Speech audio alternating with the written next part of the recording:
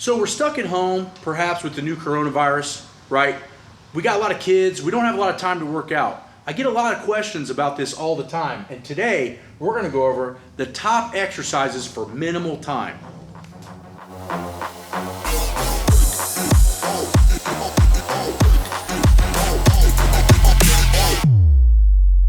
The first big exercise we wanna do is a 45-degree back extension. Why do I like this exercise? Well, let's go into it. One, most people's hamstrings, glutes, and lower back are an issue. They're a weakness in one shape, way, or form, causing lower back pain, causing tailbone issues, sciatica, and knee problems. You get stronger at 45-degree back extensions or something like this, your body will thank you, especially if you have a seated job in an office. So do not forget to do these at least 2 times a week. So the next exercise you want to do is an alternate toe touch. You're going to notice that Teddy's going to take his right arm to his left toe, causing a cross body movement.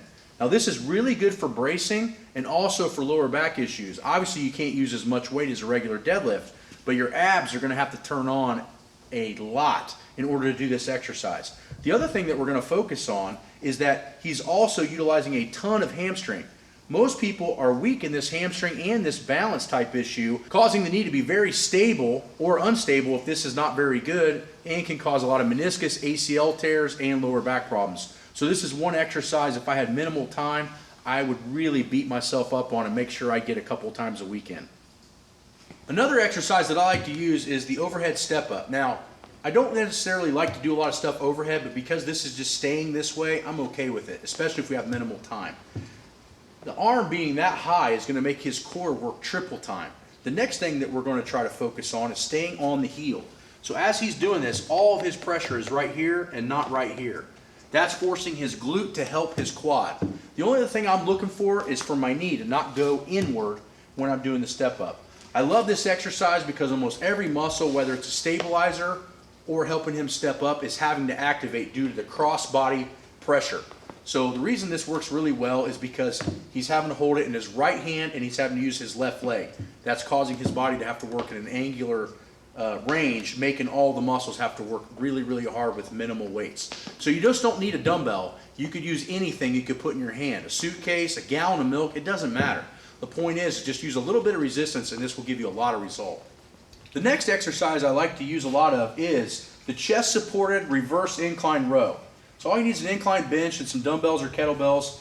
What I like about this chest supported style is that it's taking the pressure off my lower back. Most people, when they do bent over rows, the problem with the bent over row is that it's going to put a lot of pressure on your lower back, especially if you've been sitting in a chair all day.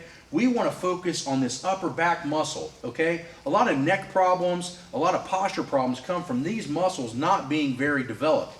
We want to isolate those muscles. And when we do a bent over row, the problem with that bent over row is this is going to make everything have to work, and it's going to start doing cheating stuff where people are moving in this fashion. In this exercise, planted to this bench, it's really uncheatable to most things. The big point is, though, is you want to make sure that you're feeling like you have fingers in between your shoulder blades and you're actually pinching your shoulder blades together. So it should always look like this. You're doing rows wrong. See, if you can see, my shirt's not moving much. Now I'm just using all arms. If you see this, probably doing it right. This is a no frills exercise that is really going to give you a lot of upper back posture, stability, coordination, and reduced neck pain, and a lot of shoulder issues.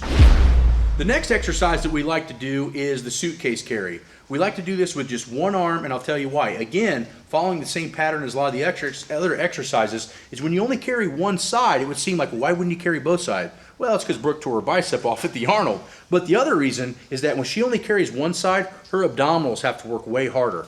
So, as she's walking, her body is going to have to stabilize and walk in a straight line. When this kettlebell on this side weighs 55 pounds, it's trying to pull her to the left. Her body's going to have to stabilize to keep to the right. So if I were to do one exercise at home or one exercise I don't have a lot of time, what I'm going to do is I'm going to use this suitcase carry to hit my abs, my legs, my balance, and all those other things. You can even go backwards. So a lot of us don't do anything backwards. This is really good. Just don't trip over your dog or your toddler. So voila. So in closing, we've shown you 5 different exercises that I would consider non-negotiable if you don't have very much time, You're not really concerned with trying to make a certain progression in any area. You're just trying to stay fit for average life. These exercises, you could get done 3 sets of 10 to 15, or maybe do them 45 seconds to a minute. You got a 15, 20-minute workout that is a total killer. It will build a lot of muscle that's functional, and you will feel way better.